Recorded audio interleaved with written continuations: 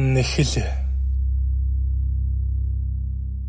Эхнэр бид хоёр нэг гэрт ороод төдийл удаагүй байсан үе.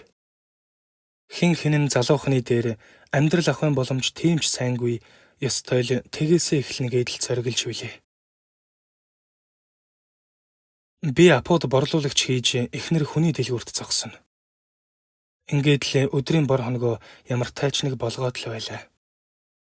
Намар нэг дөрөө орсон бид хавар болтол иймэрхүү байдалтай л өнгөрөв. Нэг удаа миний цалин бууж таарад эхнэр бид хоёр нарантуул худалдааны төв орлоо. Яахав хавар өмсөх, нэмгэн хөнгөн хувцас авах санаатай. Тэгээд амтны амыг дагаж комисстэйгүр хямд чанартай зүйл байдаг гэснийг санаад тэр хаваар баахан эргэлдлээ. Гэтэл тэнд нэг эмэгтэй хүний савх байж таарад эхнэр авъя гэж салдгүй. Үнэндээ ч цоо шинэл савх юм. Би савхинд нь ч дургуутсангүй л дээ. Хэдий хуучин хувцас гэлээж тийм хямд байгаагүй болохоор чаахан цааргалж байсан хэрэг. Тэглээгээд яалтай билээ. Эхнэртээ аваад л өглөө. Таарч байна ч гэж чихтэйхэн. Эхнэрч бөөн баяр. Ингээд бид хоёр гэртээ харлаа. Орон сайхан цовин хийж идчихэд л унтахаар хэвтлээ. Эхнэр өнөө савхаан үлгүр төлгөөд орныхоо толгойн үнэнд өлгчхөв. Тэгээд л нам унтлаа. Гэтэл шүн гинтэл эхнэр маань муухай хашгираад би сэрчхэв. Эхнэр босоод зогсчихсон. Гэрлийн хасаа гэдэл хашгираад байна.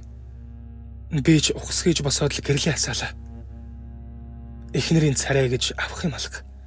Зүгээр л үнсэн саарал юм болчихсон чичрээ зогсож байсан. Юу болов? Яав?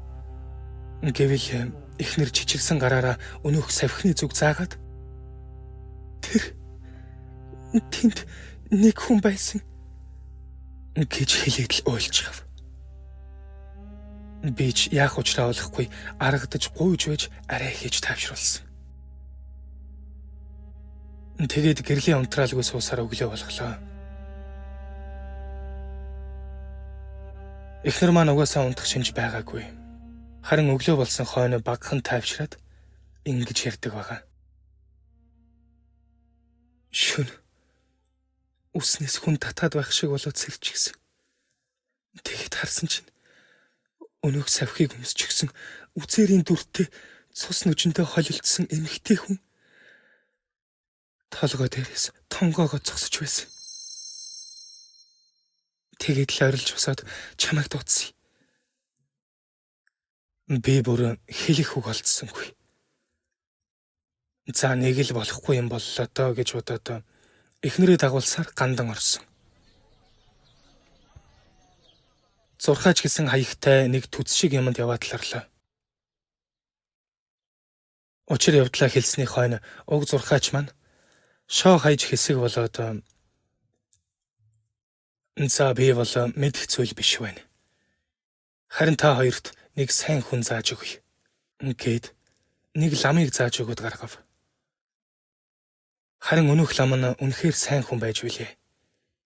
Тэр шууд л эрхээ татаж үзээд та хоёр өндрөөс унаж өгсөн хүний хувцас худалдаад авчихсан байна.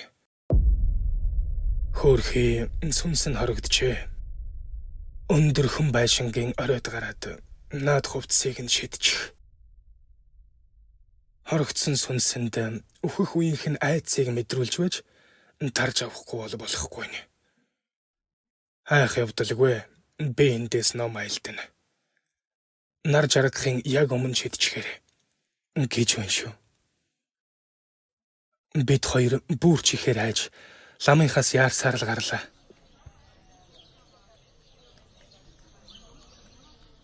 Тэгээд арай хийж нэг хуучны 9 давхрын орой дээр гараад хүн хөл багтай ард тал руу өнөө күртгэ хаяхаар болов. Нар жаргах мөчийг л хүлээгээд байлаа. Тийм нэг цаг зогссны хойно нэг юм нар жаргалаа. Би ч нөгөө куртгийг доош нь хаячихав. Гэтэл эмэгтэй хүний гол зурм чангаар хашгирах дуу нэгэнтээ хатаад өнөөх куртэг яг л хүн өмсчихсэн юм шиг их л эвгүй хөдөлсөөр газар тунсан. Хамаг биений шар ус босоод л явчихлаа.